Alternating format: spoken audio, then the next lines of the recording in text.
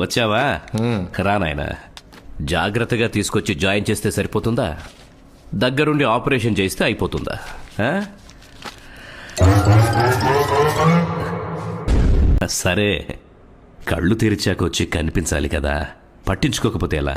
అయ్యో పట్టించుకోపోవటం ఏంటి uncle? Operation అయిన వెంటనే వస్తే హాస్పిటల్ స్టాఫ్ క్లాస్ పీకి పంపించేశారు అంకుల్. ఇక్కడ ఏరేదో పొల్యూటెడ్ గా ఉంది అంకుల్. పీలుస్తుంటే కాస్త మీకు హెవీగా అనిపించట్లేదు? కొంచెం అనిపించేసింది. ఏదో బరువుగా ఉంది. పద. మాస్టారు, ఇది హాస్పిటల్ రా, ఎక్కడ పడితే అక్కడ రుద్దుకోవడం కాదు. చిట్టేదవా. నాతో పాటు మా ఊరికి వస్తావా? అన్న తనకి ఆఫీస్ ఉంది. ఏంటి ఆఫీసు? తొక్కల ఆఫీసు. అంకుల్ కన్నా ఎక్కువేంటి? ఆయన ఆరోగ్యమే ముఖ్యం. ఒక నెల రోజులు లీవ్ పెడతా, లేదంటే రిజైన్ చేసి మన ఊర్లో పొలం పని చేసుకుంటా. ఎవడు కాదంటాడు నీ మీద ప్రేమని?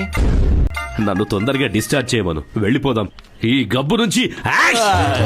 హలో సుబ్బారావు, నేను చెప్పానా నీకు? చెప్పానా తుమ్మొస్తే పారిపోవాలని? గుడ్డ కావాలరా? ఉందా? గుడ్డ వచ్చిన పని చూడ. ఇరుగు దిష్టి, పొరుగు దిష్టి, ఇంట్లో వాళ్ళ దిష్టి, ఊర్లో వాళ్ళ దిష్టి, అందరి దిష్టి. తూ, తూ, తూ, తూ, తూ, తూ, తూ. అలా చేమే దూసేసుకున్నారేంటండి? ఇన్ఫెక్షన్స్ వస్తాయి, వెళ్ళి కడుక్కోండి.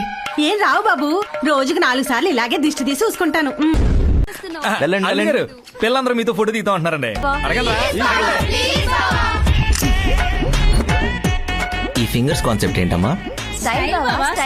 ఓహో,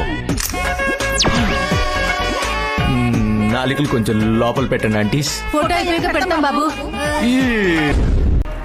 రే బాత్రూమ్ ఎక్కడ? రే జిటేష్, బాత్రూమ్ ఎక్కడరా చెప్పు. అది ఆడవాళ్ళకి బాబు. మరి మగాళ్ళకి? అదిగండి అక్కడ. ఓ అక్కడ.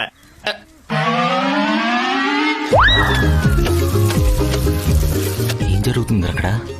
సబ్బుగా జన్మించినందుకు అలా ఒంటి మీద చిత్రహింసలు అనుభవిస్తుంది.